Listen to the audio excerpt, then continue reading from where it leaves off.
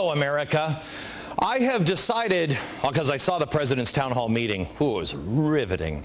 I think I'm going to have to change my thinking around this whole health care bill, because now, all of a sudden, reputable doctors are showing up to town halls. Like totally reputable doctors, totally showing their support for Obamacare. Your name? My name is Roxanna Mayer. However, where we're deficient is that we are so poor, almost non-existent at treating preventative care. I know because I'm a general practitioner. We are a dying breed. What will the impact be, and how will it help me as a PCP? Thank you. Well, first of all, we should give her an applause. She's a primary care physician. I love her. Give her a hug. Thank you. How long have you been practicing? 4 years. 4 years. Give her another hand. We're glad for that. You know what, I got to tell you, that was so awesome. She was just there. She was like, it was Sheila Jackson Lee. I'm a doctor. I have some doctor-like questions. That was great. And then, finally, a town haller without that pesky cell phone interrupting Sheila. I mean, it was great. And I loved how Sheila was so spontaneous coming over there. Give Sheila a little loving. You know what I'm saying? It was great. It was unscripted.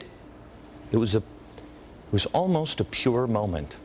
Sheila Jackson Lee connecting with regular working people, and a doctor, no less.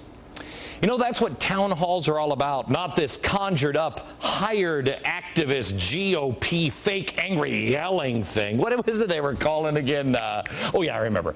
AstroTurf. That's it. That's crazy. You know, when I first saw this video, I was so moved by the concern of this obviously amazing physician. I thought, you know what? She's only been a physician for 4 years. She might be struggling. I don't know. She says they're a dying breed. Maybe I should recommend her to my friends in Texas. You know, and then I started looking her up, and I had a really hard time finding her. She was tough to find. Really, really tough. Almost like she wasn't really a doctor tough. As it turns out, she's not a doctor. No, not listed in the medical records there, the Texas board or anything. She made it all up. And then Sheila gave her that big old spontaneous hug. What are the odds? Anywho, since Roxanna is not a doctor, she's not as busy as a doctor really is. I wondered, what does Roxanna do in her free time? And we found it. Look at that. Whoa! Grassroots City. Oh, did I mention she's not just some nutty campaigner? She's a Texas Obama delegate. Yeah. Yep. Initially, she was identified in the Houston Chronicle as a physician. Then all of a sudden, the doctor part just kind of disappeared. Let me show you. Here's the first picture. Notice the caption, "A physician." There's some good journalistic integrity for you. Now here's a second picture. Now it's just Roxanna. Chronicle, to be fair to the Chronicle, and I'm trying to think why I should be fair to the Chronicle. They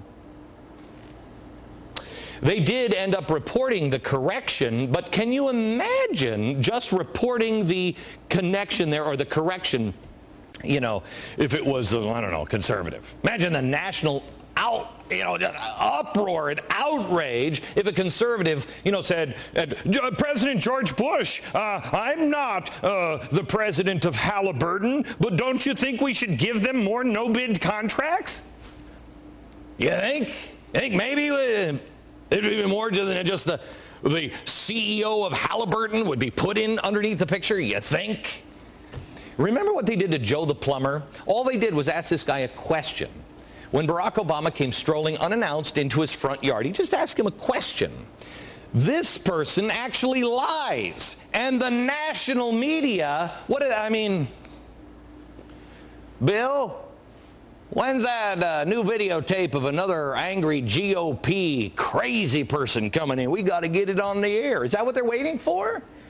Is that what's happening? Just, let's get another angry conservative ripping Arlen Specter a new one. Or could it be that just sometimes, not very often, the truth doesn't fit the media's script? All the world is a stage. You ever feel like that? You ever feel like what you're seeing on this stupid little box ain't the truth? Here's the one thing tonight.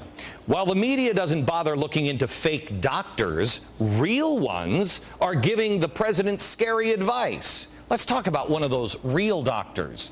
Dr. Ezekiel Emanuel, you know, Rahm's brother.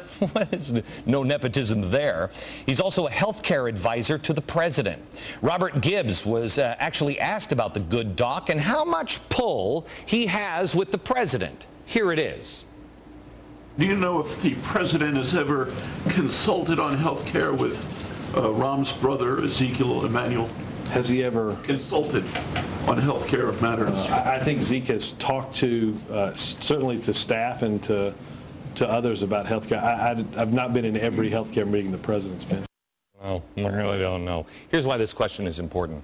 Because Dr. Ezekiel Emanuel believes that we should calculate the value of a human life and the amount we should spend to keep that life alive.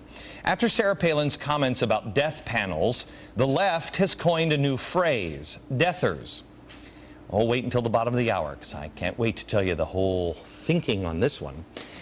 They are trying to make deathers sound like crazy conspiracy nuts who say that the government is going to come in and snuff your grandmother out with a pillow or whatever. That's not what Sarah Palin was saying. She is right. The deather part of this bill, I believe it's something that the language came from the White House, and it's already in the UK national health care system.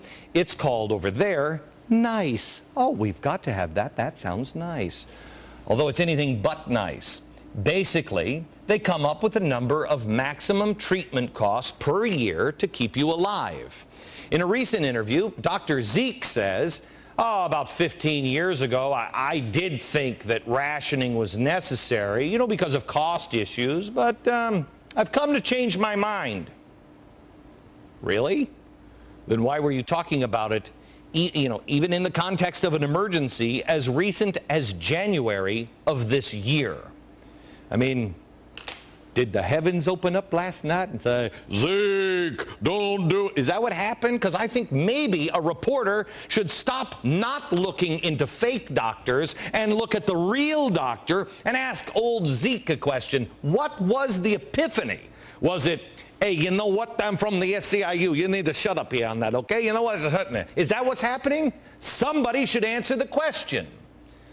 This is devaluing of human life, putting a price on each individual. The death panel isn't a firing squad. Sarah Palin made a point, I guess you could say in an inflammatory way. But when you implement a government health system, as they have found out in the UK and everywhere else on the planet, you are left with no other choice. That's just the way it is.